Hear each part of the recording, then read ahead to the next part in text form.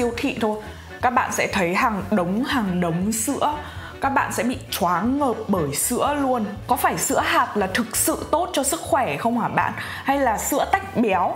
Thì hôm nay mình sẽ nói về vấn đề này.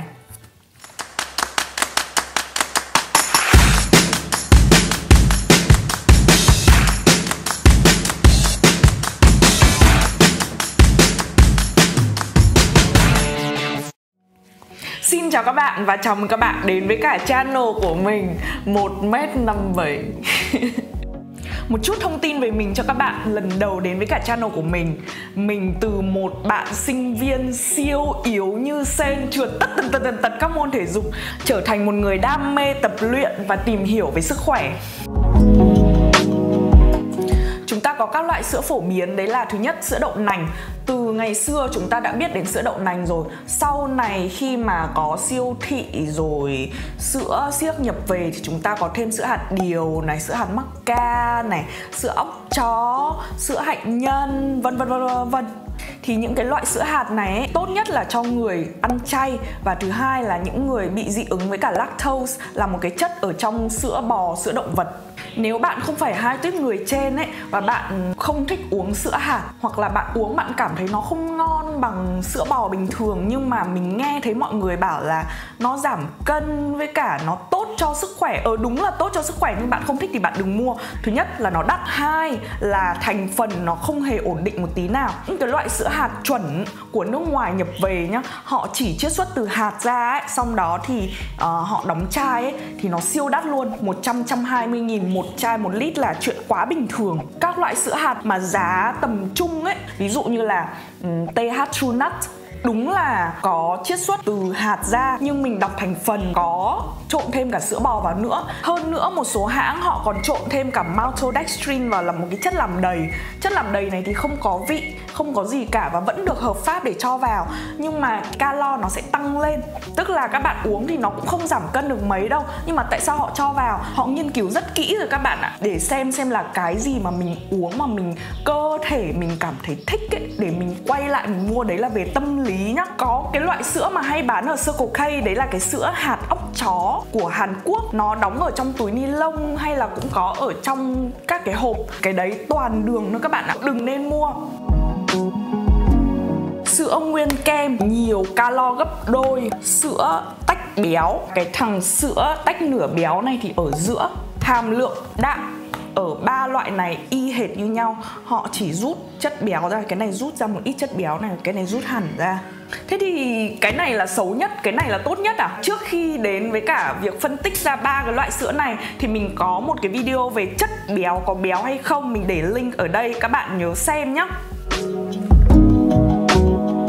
Mình đã trải qua rất nhiều những cái suy nghĩ và nhận thức về sữa bò trong nhiều thời kỳ khác nhau. Hồi bé thì mình uống sữa bò bình thường không quan tâm. Sau đó khi mình lớn lên và mình bắt đầu để ý sức khỏe thì mình bắt đầu uống sữa tách béo. Sữa tách béo thì ít calo thì nó tốt cho mình. Sau đó mình bắt đầu đọc quyển Nhân tố enzyme, có nói về việc là trời ơi, sữa bò rất không tốt cho sức khỏe. Wow, mình kiểu đợt đấy mấy tháng liền không uống sữa luôn.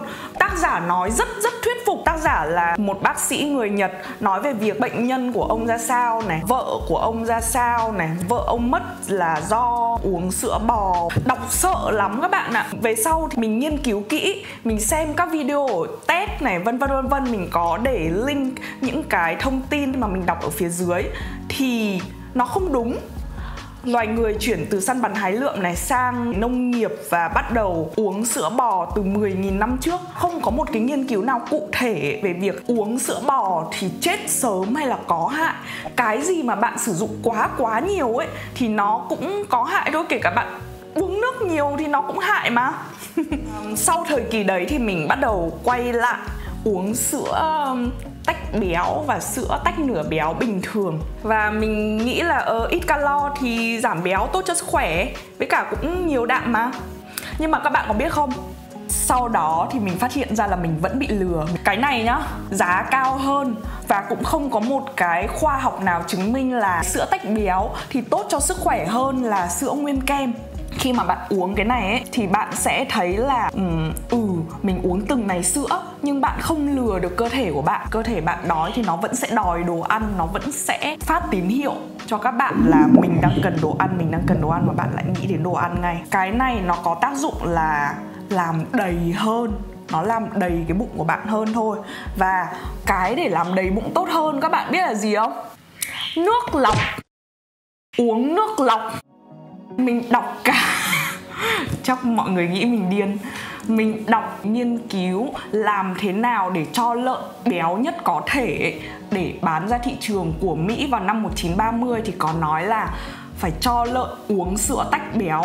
Phải nhá, cho lợn uống sữa tách béo. Hai các bạn, trước khi đến với cả phần tiếp theo để xem là mình đang uống sữa nào và mình chọn loại sữa nào, thì các bạn xuống phần comment và nói cho mình biết là hiện tại các bạn đang uống sữa nào và tần suất bao nhiêu nhá. Nhớ cho video một like. Cảm ơn các bạn nhiều. Sau rất nhiều lần được giác ngộ thì đến bây giờ mình cũng không biết bây giờ mình đã được giác ngộ hẳn nữa chưa. Đến bây giờ thì mình chủ yếu là sữa nguyên kem và sữa tách béo một nửa. Mình vẫn để cái sữa tách béo hẳn để mình pha với cả bột whey protein. Các bạn nữ đừng nghĩ whey và bột protein là xấu nhá. Nhớ xem một cái video của mình về whey protein và các loại đạm. Whey mà pha với nước lọc ấy, nó bị vón cục này, và uống nhiều lúc nó bị đắng. Nhưng mà pha với cả sữa này thì hơi thừa calo, mình không cần lắm. Sữa rất nhiều calo các bạn ạ. Nên là mình pha với cả cái này là rất là vừa phải. Nó tan được bột whey ra này, và nó vẫn hơi có vị ngậy một xíu. Sữa hạt thì mình chỉ có mua Gold Soy không đường. Cũng có một cái loại sữa đậu nành không đường nữa của Việt Nam 1 lít, nhưng mà cái loại đấy thì nó ít đạm hơn nên là mình chọn cái Gold Soy này, rất nhiều đạm, ngang với cả các loại sữa này luôn. Ngoài ra một cái sự lựa chọn rất tốt nữa cho các bạn, đấy là các bạn có thể làm sữa hạt tại nhà. Và khi mà các bạn làm ra được một cốc sữa hạt ấy, thì các bạn mới hiểu làm sao các hãng lấy mình đắt như thế. Thực sự là hạt nó đắt rồi, mua về làm các thứ nó cũng mất công.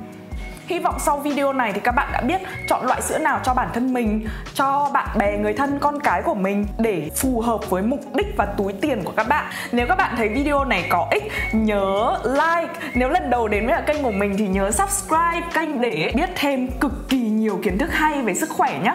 Hẹn gặp lại các bạn trong các video tới. Stay healthy, stay happy guys. Bye.